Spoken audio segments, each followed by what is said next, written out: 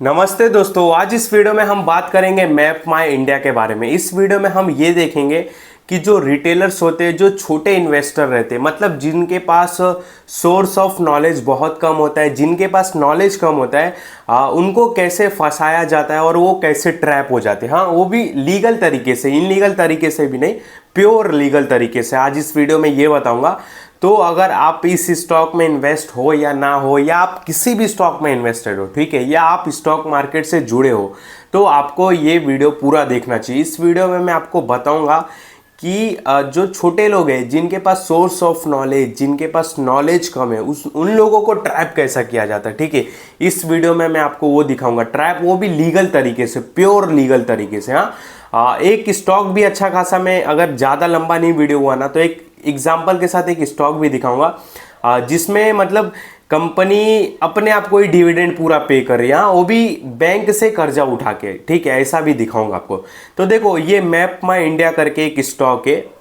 इसके जो सीईओ है, जिनका नाम है रोहन वर्मा, ठीक है, यहाँ पे ये अपने सीईओ पद से इस्तीफा दे देंगे। ये देखो, पहले मैं आपको बता देता हूँ, जो मैप माई इंडिया है ना, इनका ज़्यादातर बिजनेस, मतलब ऑलमोस्ट ज़्यादातर बिजनेस B2B से, ठीक है, B2B से मतलब बिजनेस टू बिजनेस, यानी कि जो ये अपनी मैप की सर्विस है, ये कार वगैरह इन लोग को प्रोवाइड कराते हैं। ठीक है, इसमें ज़्यादा अर्निंग है, ध्यान से सुनना। शॉर्ट में ऊपर बताऊंगा, बहुत डीप अपन नहीं जाने वाले।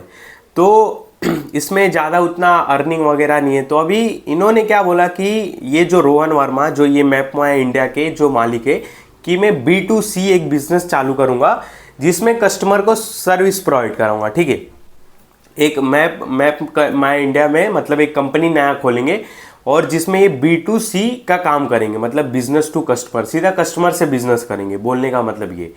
तो इन्होंने क्या किया है, जो मैप माई इंडिया है, ये इसके सीईओ पद से इस्तीफा दे दिया और ये इन्होंने अपना एक नया बिजनेस चालू कर दिया। ठीक है, नया बिजनेस चालू कर दिया।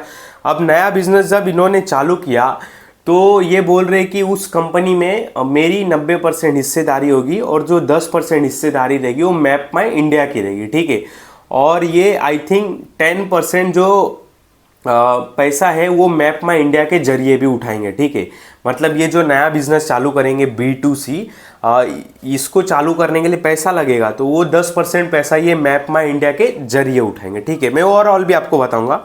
तो अभी इसमें बोलने का मतलब क्या है कि मैप माई इंडिया के जो सीईओ है, जिनका नाम है रोहन वर्मा, वो एक कंपनी बनाते हैं, IPO लॉन्च करते हैं। जो शेयर धारक है, मतलब जो छोटे रिटेल इन्वेस्टर है, उनको अपना शेयर देते। ठीक है, लोगों को, भाई लोग शेयर बाय करते।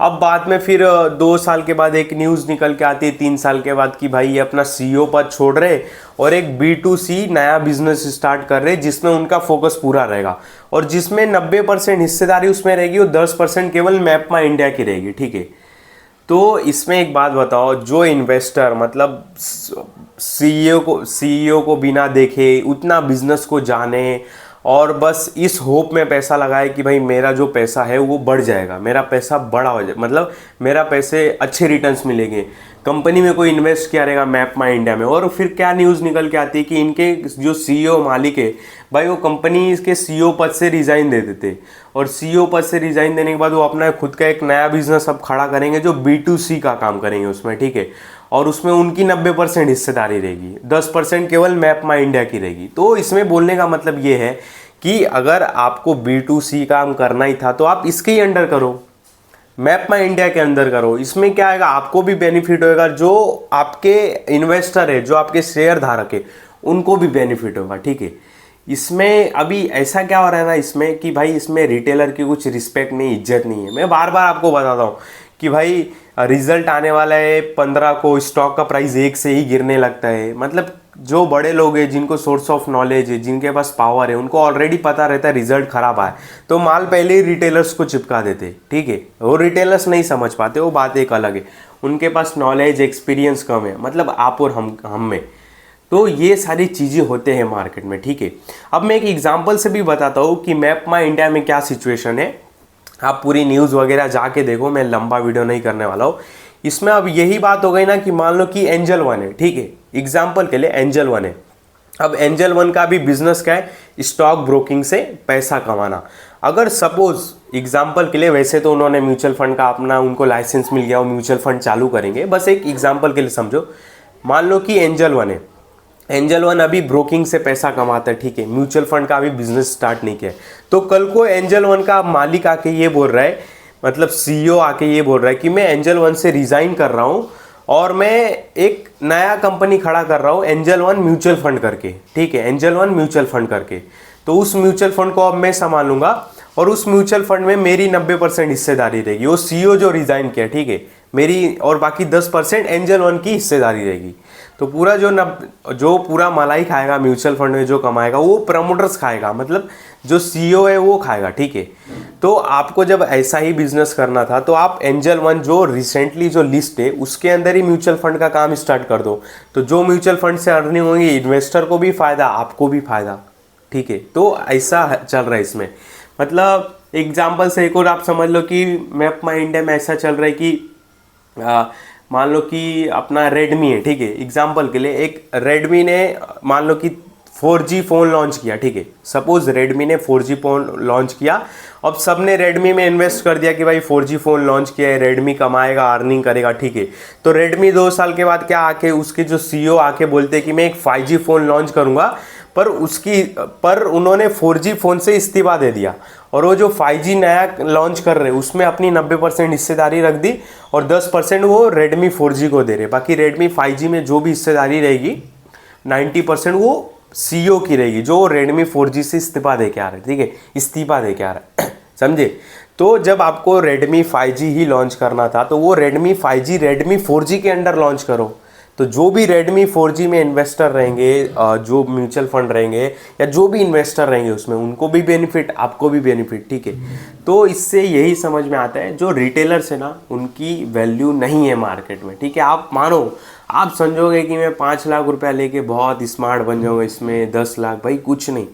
अपने को इसमें क्या करना है, अपने को केवल सेफ प्ले करना है, ठीक है। मैं टेलीग्राम पे भी बार बार यही मैसेज कर रहा हूँ रिसेंटली 2-3 दिन से, टेलीग्राम पे तो अभी रिसेंटली बना है, पर उसके पहले से मैं बोल रहा हूँ आपको बहुत सेफ प्ले करना है। आपको बहुत मतलब समझ के, सोच समझ के, जब तक आप सेटिस्फाइड नहीं हो तभी आप स्टॉक में एंट्री ले। नहीं तो कल को ऐसे प्रमोटर्स उठ के आएंगे और बोलेंगे कि मैं नया बिजनेस स्टार्ट कर रहा हूँ और मेरी जो पुरानी कंपनी में, उस कंपनी में रिज़ाइन कर रहा हूँ और जो मैं नया बिजनेस लॉन्च करूँगा उसमें मेरी 90% हिस्सेदारी और जो 10% मैं अपने पुराने बिजनेस को दूंगा। भाई पूरा 100% उसके अंडर ही ओपन कर, पूरे इन्वेस्टर को भी फायदा, तुमको भी फायदा। तो और देखो B2B बिजनेस में, यानी कि बिजनेस टू बिजनेस में उतना मार्जिन नहीं रहता, ठीक है, उतना कमाई नहीं रहता। अब ये जो मैप माई इंडिया के नए सीईओ है रोहन वर्मा, जो B2C का ये बिजनेस स्टार्ट करेंगे, इसमें इनको अर्निंग बहुत है, ठीक है। इसके लिए हो सकता है इन्होंने 90% हिस्सेदारी रखी है। अब ठीक है, जो भी हो, एक आपको बताना था कि ऐसा भी होता है मार्केट में। अपने को बहुत स्टेबल रहना है, अच्छी स्टॉक में ही केवल प्ले करना है जो स्ट्रांग हो। और देखो, कोई बहुत लिस्ट कंपनी हो ना, रिसेंटली लिस्ट हुई हो, और अगर उनका बिजनेस भी नया हो तो बहुत सोच समझ के भाई कंपनी को देखो। जैसे कि एक ओला है, देखो फ्रंट पे ये, अब ये ओला का बिजनेस कब स्टार्ट हुआ है मुझे उतना नहीं पता, पर मेरे को लगता है 5-6 साल हुआ रहेगा, ठीक है, आप जाके देख लेना। 5 साल बहुत कम होता है, थोड़ा और पुराना बिजनेस रहता है ना, समझ में आता है, ठीक है। तो ये जो नए बिजनेस और जो नए लिस्ट होते हैं ना मार्केट में, ऐसे टाइप की कंपनी, वैसे तो सोलार की भी बहुत सारी कंपनियां, वो उनका एक अलग बिजनेस नेचर होगा, उनको छोड़ दो। तो जो एक नई कंपनी लिस्टेड रहती है ना, उस पर बहुत ध्यान दो, जैसे कि स्विगी वगैरह हो गया, ठीक है। अब ये नए टाइप के बिजनेस है तो इनमें बहुत अपने को ना क्योर रहने की ज़रूरत रहती, ठीक है। कल को इनके आएंगे भाई, क्या बोलते, CEO MD, और बोलेंगे कि हम स्विगी प्लस लॉन्च कर रहे हैं जिसमें हम डिलीवरी तुमको केवल 2 मिनट में कर देंगे, एक एग्जांपल के लिए बता रहा हूँ। और वो एक नया सा बिजनेस खड़ा कर देंगे, स्विगी प्लस या स्विगी प्रो। उसका ये स्विगी का मालिक बोलेगा कि मैं एक स्विगी प्रो निकाल रहा हूँ, ठीक है, जिसमें आपको 2 मिनट में डिलीवरी मिलेगा और आपका एक पास बनेगा जिसमें आपको 30% 40% डिस्काउंट है, ठीक है। तो अब तो आपको जब स्विगी प्रो खोलना था तो आप स्विगी के अंडर खोलो, जो स्विगी के इन्वेस्टर है उनको भी बेनिफिट होगा। तो ये एक बात आपको समझने की ज़रूरत है। आप केवल अच्छी स्टॉक में एक प्ले करो जिसका अच्छा ROC है, जिस कंपनी को अराउंड 12-15 साल हो गया रहा हो, स्टॉक मार्केट में लिस्ट नया हो चलेगा, मतलब बिजनेस करते हो, बिजनेस करते करते जिसको 15 साल 12 साल हो गया हो, जिसके पास अच्छा खासा रिजर्व हो, मिनिमम मार्केट कैप तो 30,000 करोड़ देखो, 30, 28, 29,000 करोड़ के ऊपर, ठीक है। मिनिमम मार्केट कैप इतना होना चाहिए, उनके सीईओ का कंपनी को लेके आउटलुक क्या है, ठीक है। ये सारी बात देख के आरओसी वगैरह जो भी पास्ट परफॉर्मेंस, अगर लॉकडाउन में गिरा था तो कितने टाइम में उठ गया था, फिर बाद में इसके पहले अगर जब मार्केट में गिरावट आई थी तो उसका कैसा परफॉर्मेंस था, ये सारी चीज़ें देख के जब तक आप कंफर्टेबल ना हो किसी भी कंपनी में इन्वेस्ट ना करो, ठीक है, पूरी जांच पड़ताल करके।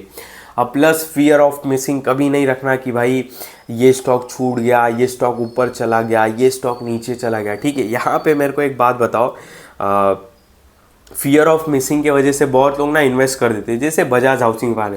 अभी एक बात बताओ कि जब इसका प्राइस सपोज मान लो कि कहाँ गया, जब इसका प्राइस क्या रहेगा, ठीक है, 2021 में जब इसका प्राइस 1200 रहेगा तो बहुत लोगों के मन में फियर ऑफ मिसिंग रहेगा कि अरे मैंने इसको 900 में खरीद लेता तो आज 1200 पे मिलता था मेरे को, ठीक है, 1200 हो जाता था।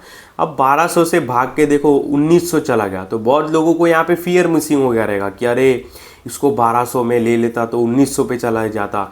और फिर जब इसने अपना एक हाई बनाया अराउंड 3000 का, तो जब 3000 पे ये खड़ा रहेगा तब लोगों के मन में फियर ऑफ मिसिंग रहेगा कि मैंने इसमें एंट्री क्यों नहीं ली, इसका प्राइस 3000 हो गया, मैं क्या कर रहा था, मुझे क्यों नहीं कोई बताया, ठीक है। ऐसे मतलब अपने आप को बोलते ना, वो बोलते मतलब अपने आप को ही बोलते कि मैं फियर ऑफ मिसिंग हो गया, मुझे एंट्री करना चाहिए। तो आज 1300 पे खड़ा है, ले लो जाके, आज कोई नहीं पूछ रहा है, ठीक है। तो देखो मार्केट हमेशा, वही बोलता हूँ, टेलीग्राम पे भी बोला था, हमेशा आपको मौका देता है, बस उसको पहचानने की ज़रूरत है, हमेशा अलर्ट रहने की ज़रूरत है। अगर आपके पास सोर्स ऑफ नॉलेज, मतलब किसी भी कंपनी को लेके आपके पास नॉलेज कम है या नॉलेज नहीं मिल रहा है, तो आप उस कंपनी में ना जाओ, ठीक है, वो बेटर रहेगा। क्योंकि देखो आपकी कुछ वैल्यू नहीं है, आपको मैं एग्जांपल से बताया, मैप माई इंडिया हो गया, ये तो मैप माई इंडिया का अभी केस निकल के आ रहा है ना, ऐसा कि इनके सीईओ ने ऐसा कर दिया, ठीक है। ऐसे बहुत बार मैंने दिखाया है कि भाई रिज़ल्ट आता है 15 को, स्टॉक का प्राइस 1 तारीख को ही गिरने लगता है। कोई एक स्टॉक था, मैं नाम नहीं लूँगा, उसका रिज़ल्ट आने वाला था 10 को, तो 1 तारीख से ही न्यूज़ में, यूट्यूब चैनल में बड़े बड़े लोग उसकी बात करने लगे, इसका बिज़नेस ऐसा है, उसका बिज़नेस ऐसा है। और फिर 10 दिन के बाद क्या होता है कि वो 10-12% गिर जाता है, ठीक है। तो ऐसे लोगों को अट्रैप किया जाता है, समझ गए, न्यूज़ के बेस पर। तो थोड़ा संभल के रहो, अच्छे स्टॉक में केवल प्ले करो। बाकी आप कोई स्टॉक में अगर फंसे हो तो कमेंट भी कर सकते हो। बाकी इस वीडियो में आपको कोई भी बाय सेल का कॉल नहीं है, ध्यान देना। और जो भी मैंने अभी बातें बताई केवल समझाने के लिए बताई, बाकी मैंने किसी भी वीडियो में कभी भी बाय सेल का कॉल नहीं रहता, इस बात का ध्यान देना।